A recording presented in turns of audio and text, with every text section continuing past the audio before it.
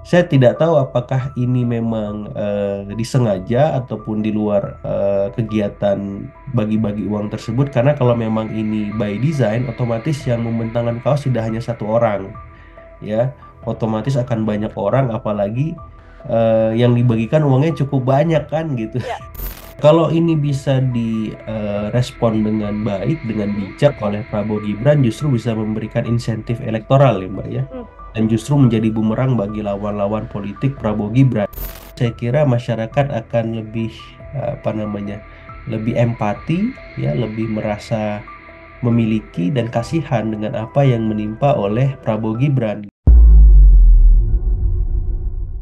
Tribunnews on Fokus kembali menjumpai Anda hari ini, Tribuners. Bersama dengan Sanila Irda, isu soal politik uang saat ini menyasar pada paslon 02 setelah adanya beberapa video yang kemudian viral di media sosial. Di antaranya seperti video Gus Miftah yang bagi-bagi uang hingga dituding oleh paslon 01 bahwa ada surat tugas khusus dari Prabowo Subianto yang diberikan pada Gus Miftah, hingga hoax kedua yang kemudian tersebar adalah bagaimana ada seorang warga Cilincik yang mengaku atau videonya dilakukan wawancara mengatakan telah menerima uang dari pasangan Prabowo Gibran setelah Prabowo Subianto melakukan agenda kegiatan di wilayah Cilincing. Namun kemudian video tersebut dipastikan hoax. Lalu bagaimana hoax soal politik uang ini kemudian bisa berkembang dan menyasar pada paslon 02? Saya akan membahasnya, Tribuners, bersama dengan Direktur Eksekutif Trias Politika Strategis, ada Mas Agung Baskoro. Sebenarnya kan yang diserang banyak sekali isu, dan yang terbaru ini saya juga mau minta komentar Mas Agung adalah isu politik uang. Dua Oh, hal yang terbaru, satu diantaranya adalah bagaimana Gus Miftah ini disebutkan bagi-bagi uang, ya. begitu kan? Ada surat tugas juga disampaikan oleh paslon 01 dari Timnas Amin mengatakan bahwa ada surat tugas kok dari Prabowo Subianto ketika memang ada politik uang yang saat itu terjadi. Ini hal ini dimaknai Mas Agung sebagai pengamat, apakah memang murni ini adalah serangan politik atau seperti apa, Mas? Iya, dalam konteks kompetisi pilpres yang sangat kompetitif seperti sekarang ya, saya kira hal-hal semacam ini lumrah terjadi atau dalam arahannya kampanye negatif ya, negatif campaign, karena memang masing-masing lawan dari Prabowo Gibran ini punya bukti ya, ya tinggal Hmm. nanti para pihak seperti Bawaslu menelusuri apakah bukti yang disampaikan oleh tim Amin ya, bahwa surat tugas itu memang resmi, bisa dikonfrontir atau dikonfirmasi langsung ke Gus Miftah gitu, termasuk even ketika dia melakukan sedekah atau bagi-bagi uang tadi ya, dalam Ya. terminologi apa namanya, agama Islam gitu. Jadi menurut saya ini perlu diklarifikasi langsung dan dua arah ya, termasuk penerima yang menerima sedekah ataupun uang tadi, apakah memang ada arahan di lokasi, eh, ajakan untuk memilih ataupun mendukung capres-cawapres tertentu gitu. Nah, ini yang paling penting karena yang saya lihat memang Gus Miftah itu kan kalau di video singkat bagi-bagi uang ya Mbak ya. Ya, betul. Cuman memang pas beliau bagi-bagi uang, ternyata di belakang beliau ada yang membentangkan kaos Hmm. ya, nomor urut 02 gitu ya, Prabowo Gibran. Nah, saya tidak tahu apakah ini memang disengaja ataupun di luar kegiatan bagi-bagi uang tersebut. Karena kalau memang ini by design, otomatis yang membentangkan kaos tidak hanya satu orang, ya. Otomatis akan banyak orang, apalagi yang dibagikan uangnya cukup banyak kan gitu. Ya. Jadi mestinya supaya jelas pesannya, spanduk gede gitu kan harusnya, bukan kaos kecil. Jadi kalau saya melihat sih, ya ini perlu dikonfirmasi saja lah. Maksudnya saya Hmm. berusaha merasionalisasi apakah bagi-bagi uang ya atau bahasa Gus Miftah itu sedekah, termasuk salah satu bentuk pelanggaran ya ataupun money politics ya, dalam kategorisasi yang dimaknai oleh Bawaslu ya. Nah, jadi Hmm. saya kira itu perlu dikonfrontir, perlu dikonfirmasi secara terbuka, transparan. Kalau bisa disiarkan saja ke publik gitu ya, supaya publik bisa mengetahui lebih jelas maksud Gus Miftah ataupun penyelenggara sesungguhnya seperti apa gitu. Sehingga Hmm. tidak ada sakwa sangka yang tak perlu berkembang di publik, sehingga nanti didramatisasi menjadi hal-hal yang kontraproduktif bagi kompetisi pilpres kita ke depan. Hmm. Gitu.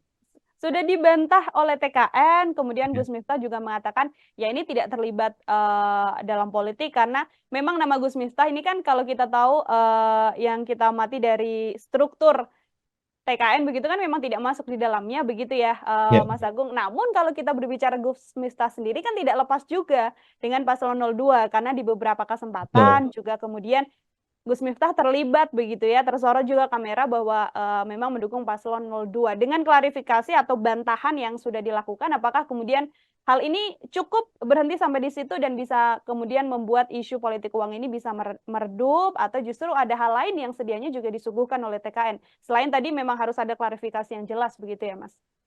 Iya, karena ini kejadiannya viral ya Mbak ya, Ya. dan publik menunggu bagaimana ujungnya. Saya kira memang Bawaslu harus merespon ini dengan Hmm. tanggap ya, memanggil pihak-pihak terkait ya, utamanya tadi Gus Miftah, penyelenggara acara maupun penerima uang yang sedekah tadi ya, supaya publik tidak ada prasangka apapun bahwa hal semacam ini dibiarkan. Jadi harapannya dalam kompetisi pilpres semacam ini yang cukup ketat, cukup kompetitif, Bawaslunya, KPU-nya harus punya inisiatif yang tinggi, harus memiliki apa ya, early warning system, political early warning system lah. Jadi semacam sistem cepat tanggap politik ya, yang Mhm. terintegrasi dari nasional sampai ke level lokal, bahwa kampanye dalam bentuk apapun ya mereka akan mengawasinya gitu tanpa pandang bulu siapapun capres cawapresnya yang melakukan gitu, sehingga baik dari masing-masing kandidat maupun timnya bisa lebih hati-hati ketika melakukan kegiatan publik apalagi yang sifatnya kolosal ya, seperti yang dihadiri oleh Gus Miftah seperti itu. Hmm. Artinya hal-hal yang tidak perlu ataupun beresiko disalah pahami bisa di bisa di apa dicegah ya, sehingga lebih fokus kepada hal-hal yang lebih lebih kontributif, lebih konstruktif dan lebih aman gitu. Kembali lagi artinya peran dari Bawaslu ini juga kemudian menjadi penting untuk bisa menjaga bagaimana demokrasi ini tidak kemudian diwarnai dengan politik uang atau mungkin hoax bisa saya katakan juga apabila memang Betul. informasi yang kemudian beredar di media sosial yang tidak bisa diredam begitu ya, tidak meluas dan justru berdampak negatif juga untuk demokrasi yang terjadi saat ini. Itu isu pertama soal politik uang yang menyasar paslon 02. Namun kembali soal politik uang juga terjadi, Mas Agung, ini kan Ya, yang baru sekali diklarifikasi oleh paslon 02 bagaimana ada seorang warga di Cilincing setelah Pak Prabowo datang, kemudian oke. ada yang memberikan uang 200.000 pada warga tersebut, dimintai wawancara, tapi justru wawancaranya dipotong-potong seolah-olah Prabowo Gibran ini memberikan uang begitu ya Ya, kepada ya. warga yang dihadiri atau yang sempat didatangi oleh Prabowo Subianto ini. Ini eh, serangannya seperti tidak berhenti, Mas Agung, situasinya Ya. pada paslon 02 yang apakah ini nantinya bisa menggoyang juga elektabilitas atau dan sebagainya, Mas?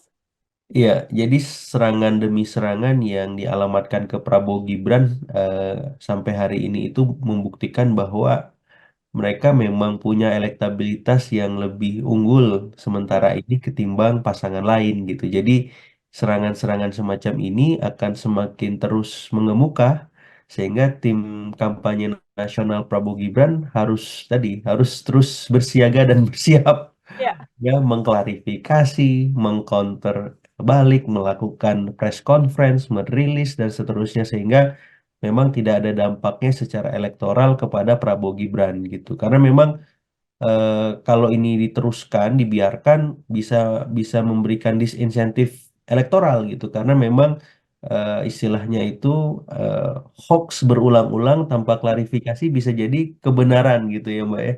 Karena didiamkan saja gitu. Jadi menurut saya kalau tadi Bawaslu dan KPU-nya yang mesti cepat tanggap, kali ini TKN tuh harus lebih cepat tanggap nih, bagian jubir-jubirnya harus sering melakukan press conference ya, memberikan rilis ke media, melakukan klarifikasi ke publik yang sesungguhnya terjadi gitu. Karena Hmm. kalau tidak eh, lawannya Pak Prabowo akan mendapat insentif elektoral gitu kan, pilihannya hanya itu. Pak Prabowo yang mendapat atau lawan-lawan Pak Prabowo yang mendapat, kalau misalkan tidak ada klarifikasi yang utuh, yang jelas, yang tegas dari TKN setiap ada hal-hal yang memberikan energi negatif ya ataupun disinsentif elektoral ya. Apakah itu berupa hoax, apakah itu berupa dugaan money politics, ya, apakah itu terkait isu-isu SARA ya, dan Mhm, hal-hal yang sejenis itu. Jadi saya berharap tim apa kampanye nasional Prabowo Gibran lebih cepat tanggap dan lebih aktif ya, lebih berinisiatif. Termasuk capres-cawapresnya Pak Prabowo dan Mas Gibran harus lebih tegas lagi gitu ya, menjelaskan berdiri langsung bahkan di depan panggung karena yang melakukan belusukan ini kan Pak Prabowo ya ya betul. gitu bahwa yang sebenarnya terjadi seperti apa gitu karena kalau hanya timnya saja kan publik kadang nggak puas ya Mbak ya gitu Mhm, jadi kalau kandidatnya langsung tadi kayak Mas Gibran ya langsung tampil di Bawaslu-nya DKI gitu ya menegaskan bahwa beliau bagi-bagi susu tanpa atribut tanpa ajakan memilih dirinya ataupun Pak Prabowo saya kira publik akan clean and clear ya mendapati bahwa ini loh realitas yang sesungguhnya gitu sehingga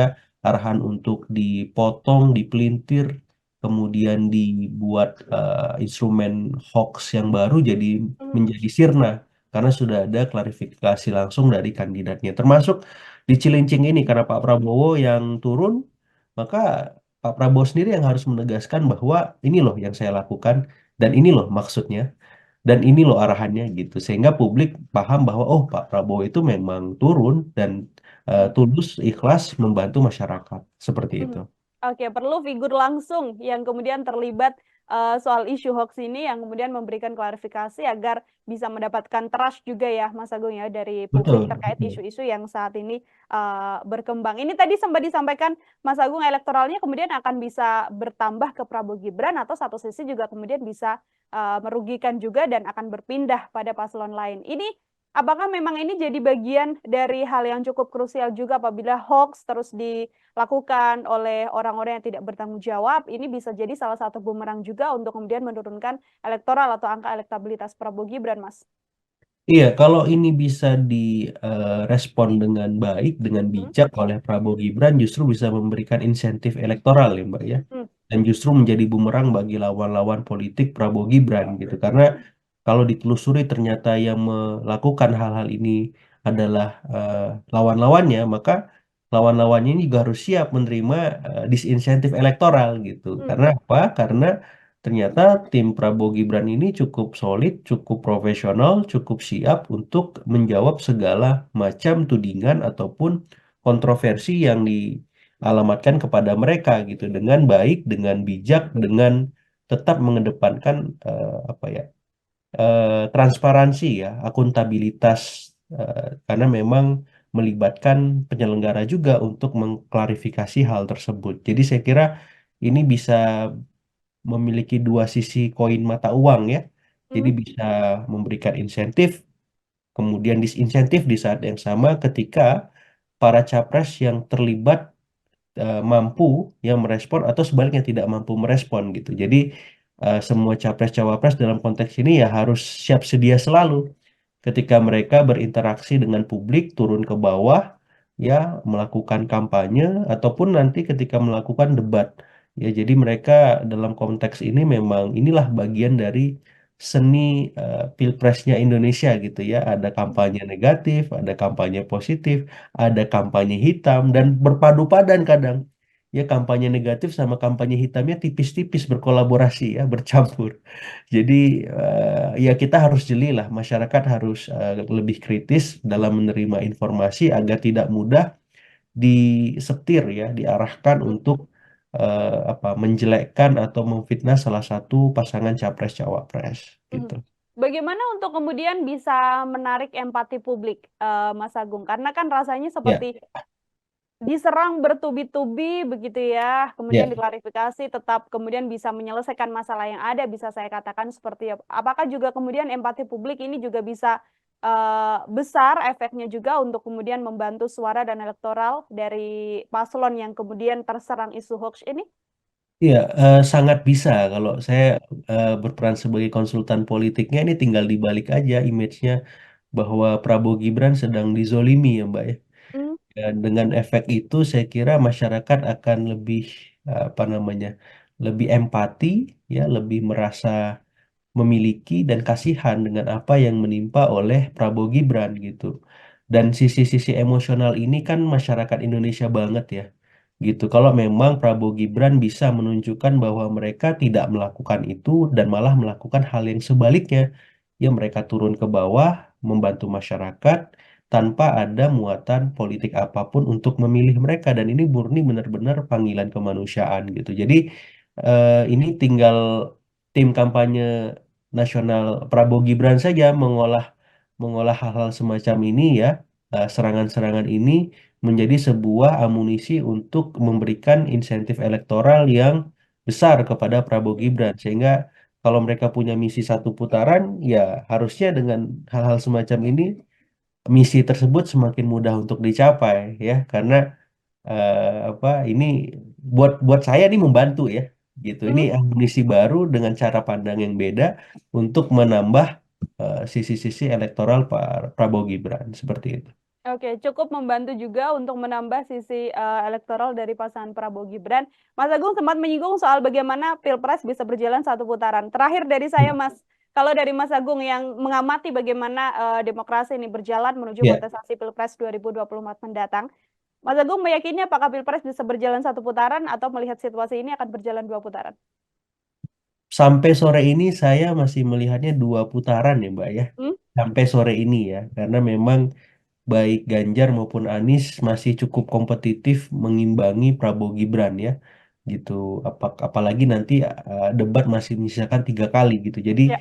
masih ada ruang bagi pemilih rasional yang selama ini terangkum sebagai undecided voters dan swing voters untuk memilih mana yang paling rasional bagi mereka, apakah Prabowo Gibran, apakah Anies Muhaimin atau Ganjar Mahfud. Jadi sampai sore ini saya masih meyakini Pilpres kita masih dua putaran.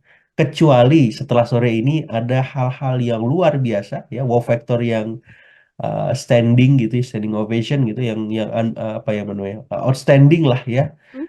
Maka ya bisa saja Pilpres kita satu putaran, tapi sejauh ini saya belum lihat ada arahan ke sana sementara. Mhm, oke, sejauh ini sampai sore ini Mas Agung masih, berkeyakinan bahwa pilpres akan berjalan 2 putaran, kemudian bisa berpotensi satu putaran apabila ada hal yang outstanding untuk kemudian bisa terjadi dan nantinya akan kembali melejitkan elektabilitas atau elektoral dari Prabowo Gibran, seperti itu. Mas Ya, Agung terima kasih sekali untuk sama-sama Mbak perbincangan Nila. kita hari ini dalam Ya, program Tribunnews on Focus. Semoga di lain kesempatan kita bisa berbincang kembali. Mas Agung siap. sekali lagi terima kasih, selamat beraktivitas, Mas.